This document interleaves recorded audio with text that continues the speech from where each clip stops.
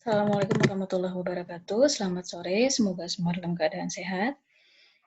Hari ini kita masih melanjutkan pembahasan tentang writing dari beberapa jenis teks dalam bahasa Inggris. Ada 7 teks ya. Nah, kemarin sudah dipelajari tentang description, kemudian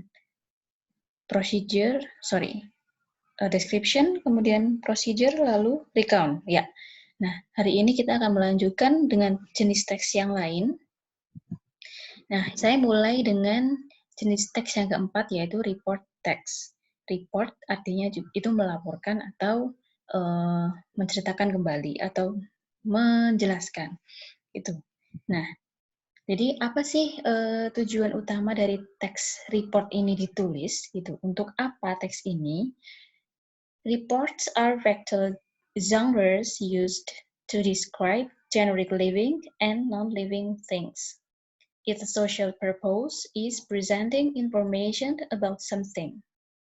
They generally describe an entire class of things, whether natural or made.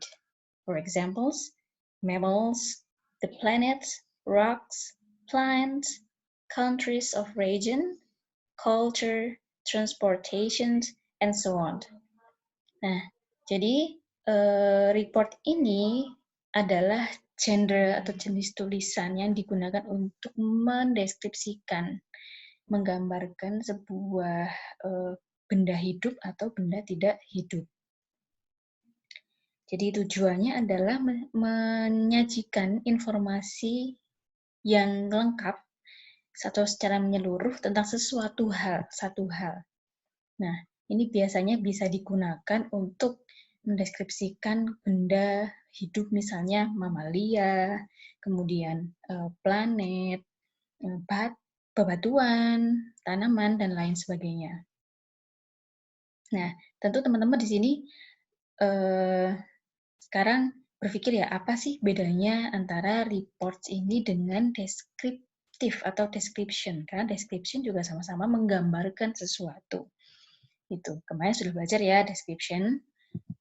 Oke, nah bedanya adalah sebelum kita membahas tentang generic structure-nya, kalau deskriptif teman-teman menunjuk membahas sesuatu yang sangat-sangat spesifik.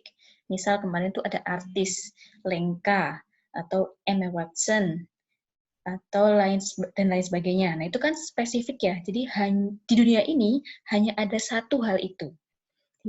Misalkan Emma Watson, artis yang namanya Emma Watson, seluruh dunia di bumi ini itu cuma ada satu, dan semua orang masih tahu Emma Watson itu yang itu, nggak ada yang lain. Nah, ketika mendeskripsikan sesuatu yang seperti itu, kita menggunakan description. Nah, lain halnya dengan report. Report ini lebih digunakan untuk sesuatu yang masih general atau umum. Jadi misalnya tadi mamalia gitu. Nah, mamalia ini kan umum ya. Di dalam mamalia kita masih bisa mendapatkan membahas hal yang lebih spesifik lagi. Misalkan mamalia yang hidup di air, mamalia yang hidup di darat gitu kan. Nah, ini masih umum mamalia ini gitu. Nah, karena masih umum maka sesuatu atau benda yang seperti itu kita harus bahasnya menggunakan report gitu, bukan deskriptif. Bukan description. Nah, report struktur umumnya adalah yang pertama ada general classification. Oke. Nah, general classification tujuannya adalah introduction of the subject. Jadi, dia memperkenalkan subjek atau hal yang mau kita bahas itu apa. Itu. Kemudian ada preview of sub-classification to be described. Ada sedikit informasi, ya, gambaran tentang subclass atau bagian mendetail dari benda yang kita jelaskan. Gitu. Nah, tidak dijelaskan secara detail di sini, tapi gambarannya saja. Misalnya, kita tadi mau menjelaskan tentang mamalia misalkan. Itu introduction of subject-nya berarti mamalia ini apa? Apakah misalnya mamalia adalah klasifikasi dari kingdom Animalia yang memiliki ciri memproduksi kelenjar susu misalkan. Nah, itu introduction. Kemudian preview of subclassification-nya misalkan mamalia bisa ditemukan baik di darat maupun di laut gitu. Nah, jadi ada dua kelompok subclass ya, yang di darat dengan yang di air gitu misalnya. Seperti itu. Itu baru general classification. Kemudian kalau structure yang kedua yaitu description. Ini describing parts and function, behavior, habitat, uses untuk yang non-living. Kemudian descriptions of each subclassification. Nah, jadi di sini nanti isinya akan detail dari apa yang sudah dijelaskan previewnya di general classification. Kalau tadi sudah disebutkan mamalia hidup di darat dan mamalia hidup di laut, berarti di description isinya adalah mamalia yang hidup di darat dijelaskan. Mamalia hidup di darat itu maksudnya apa, contohnya apa, karakternya seperti apa, gitu. Lalu mamalia yang hidup di laut juga sama. Mamalia hidup di laut itu berarti mamalia yang seperti apa, karakternya, kemudian contohnya apa. Nah, itu detailnya ada di description. Oke. Nah, kemudian ciri lain dari report dari segi bahasa, penggunaan tata bahasanya, yang pertama adalah ada spatial relation, moving from part to part. Maksudnya adalah ada hubungan spasial atau penjelasan spasial tentang bagian-bagian tertentu. Jadi misalnya mamalia kita jelaskan dengan report, maka kita akan membahas satu mamalia dari sisi bagian-bagiannya, misalnya bagian tubuh bagian atas, kemudian tubuh bagian bawah, kemudian organ dalam, kemudian skeletonnya seperti apa, susunan tulangnya. Nah, itu dibahas secara lebih detail, boleh seperti itu. Gitu. Jadi instead of menerangkan tentang jenis mamalia, kita menerangkan tentang mamalia dari segi konstruksinya. Nah, itu namanya spatial relation. Yang kedua adalah temporal relation atau sequence of events. Nah, ini bisa kita gunakan ketika menjelaskan tentang kejadian. Jadi, kalau teman-teman melakukan eksperimen misalnya di lab, nah itu kan pasti ada sequence ya. Dari mulai yang pertama, misalkan step-nya apa, kemudian yang kedua dilanjutkan dengan apa, dan seterusnya. Nah, sama di report ini juga seperti itu. Jadi teman-teman membahas apa yang teman-teman lihat di step pertama, kemudian menjelaskan di isi dari percobaan yang di step kedua dan yang di step ketiga. Ini namanya temporal relation. Yang ketiga, logical relation. Logical relation, contohnya salah satunya adalah comparison and contrast. Jadi logik atau hubungan logika tentang sesuatu. Misalnya kalau comparison artinya kan perbandingan. Berarti di dalam report ciri khasnya adalah teman-teman bisa membuat perbandingan antara dua hal atau lebih. Jadi misalnya tadi kalau mamalia gitu ya, mamalia di darat dengan di laut misalkan.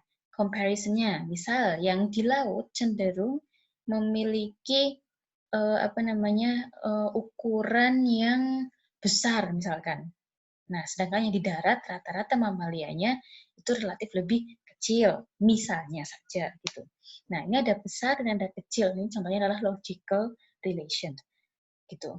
Kemudian simple present tense. Jadi report itu menggunakan rata-rata kebanyakan menggunakan kalimat berjenis simple present tense. Ini terutama untuk yang menjelaskan tentang general nouns, kata benda umum. Berikutnya, report ini juga bisa menggunakan simple past tense atau kalimat lampau, terutama untuk report-report yang sifatnya adalah tentang experimental result, jadi menerangkan hasil eksperimen. Karena kan eksperimen pasti dilakukannya sudah kemarin-kemarin ya, ketika Anda menjelaskan kan sudah nggak melakukan lagi. Gitu. Berarti yang dijelaskan dalam tulisan itu adalah sesuatu yang dilakukan kemarin-kemarin, lampau gitu. Makanya menggunakan simple past tense.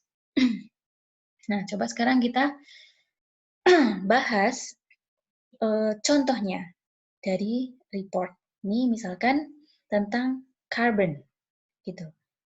Kalau kita baca, carbon is a solid non-metallic chemical element symbolized C occurring in the pure crystalline form as diamond and graphite. It is also found in a combined form as a constituent of all organic materials, including coal and petroleum, and of inorganic compounds such as limestone and baking powder. Despite its wide distribution, carbon constitutes only 0.19% of Earth's crust. Nah, di sini ini adalah contoh dari general classification. Ingat ya, tadi structure-nya ada dua, general classification sama description. Nah, paragraf pertama dari report biasanya berisi general classification. Di situ menjelaskan lebih tentang gambaran umum benda yang dijelaskan. Di sini karbon, berarti penjelasan secara umum karbon. Karbon ini diklasifikasikan sebagai apa? Misalkan di sini solid non-metallic chemical element. Itu kelasnya si karbon. Jadi karbon ini termasuk ke dalam elemen atau unsur non-metal. Berarti bukan logam ya, gitu. Kemudian di sini juga kalau teman-teman lihat itu ada preview dari subclass yang akan dijelaskan berikutnya. Nah, coba ditebak yang mana? Oke. Nah, jadi sebenarnya jelas ya di sini bahwa subclass yang nanti akan dijelaskan yang pertama disebutkan bahwa carbon occurring in the pure crystalline form as diamond and graphite. Nah, jadi ada dua, diamond and graphite. Nah, nanti di paragraf berikutnya, diamond and graphite ini akan dijelaskan lebih detail di sini. Jadi, the two elementary forms of carbon have very different properties. In diamond, the atoms are so tightly bound one to another that it provides man with his hardest known substance. On the other hand, the second crystalline form of carbon, graphite, is a soft black substance with atoms hexagonally arranged in parallel sheets. Each sheet is only loosely bound to that above and to that below it, giving graphite a slippery feeling and explaining its use as lubricant and in writing instrument. Itu. Nah, jadi di paragraf berikutnya ini dijelaskan lebih banyak tentang diamond dan tentang graphite. Diamond ini kayak gimana? Diamond ini tightly bound. Jadi erat, terikat erat gitu ya strukturnya gitu sehingga menghasilkan hard substance gitu, yang struktur yang keras gitu. Di sisi lain, graphite itu sifatnya adalah soft black gitu. Jadi hitam kemudian hexagonally arranged, jadi tidak tightly bound tapi arranged seperti hexagonal, bentuknya segi 6 in parallel sheets gitu. Jadi lembaran-lembaran yang paralel tertumpuk gitu. Nah, each sheet is only loosely bound. Jadi bukan tightly bound tapi loosely bound. Itu. Dan seterusnya. Nah, ini bisa kita ambil poin bahwa dalam description yang digunakan adalah logical relation gitu. Jadi ada perbandingan antara diamond dengan graphite dari segi sifat ikatannya, kemudian dia kuat, keras atau lebih lebih lunak gitu ya. dan seterusnya. Nah, itu kan artinya membandingkan sifatnya. Nah, itu disebut dengan logical relation. Oke. Itu penjelasan dari report.